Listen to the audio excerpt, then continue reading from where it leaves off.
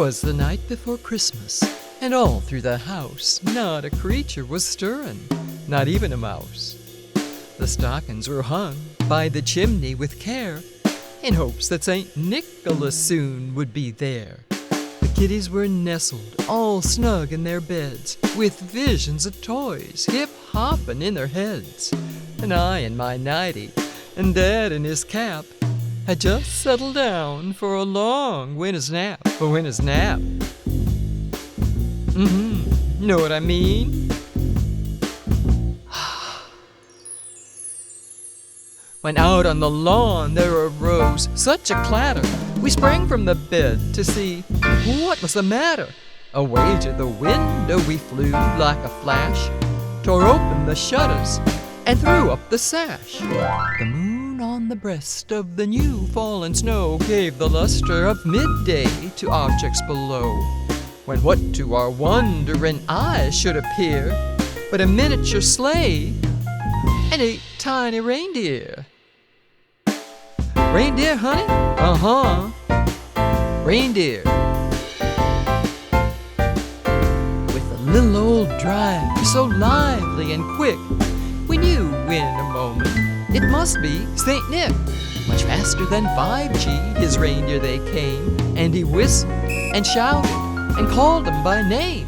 Now Dasher, now Dancer, now Prancer and Vixen, on Comet, on Cupid, on Donder and Blitzen, to the top of the porch, to the top of the wall. Now dash away, dash away, dash away, dash away all. Ho, ho, ho!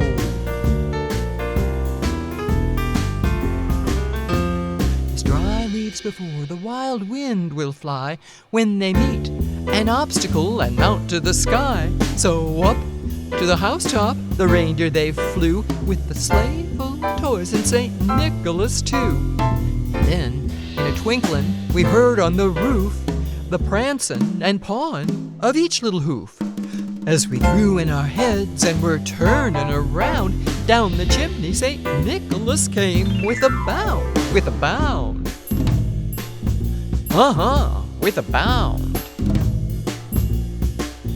He was dressed all in red from his head to his foot, and his clothes were all tarnished with ashes and soot.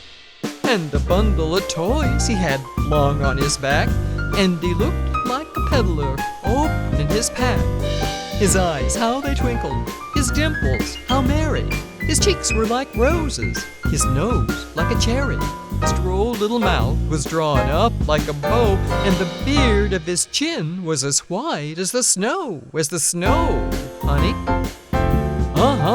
As the snow. The stump of a pipe he held tight in his teeth, and the smoke, it circled his head like a wreath. He had a broad face and a little round belly that shook when he laughed like a bowl full of jelly. He was chubby and plump, a right jolly old elf, and I laughed when I saw him, in spite of myself. A wink of his eye and a twist of his head soon gave us to know we had nothing to dread. Nothing to dread. Nothing to dread. He spoke not a word, but went straight to his work, and filled all the stockings, then turned with a jerk, and laying his finger aside of his nose, and giving a nod, up the chimney he rose.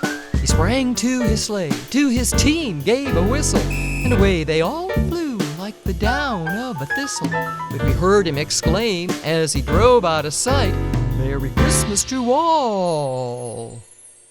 And to all, a good night." A good night now, you hear? A good night. A good night. Ho, ho, ho. A good night.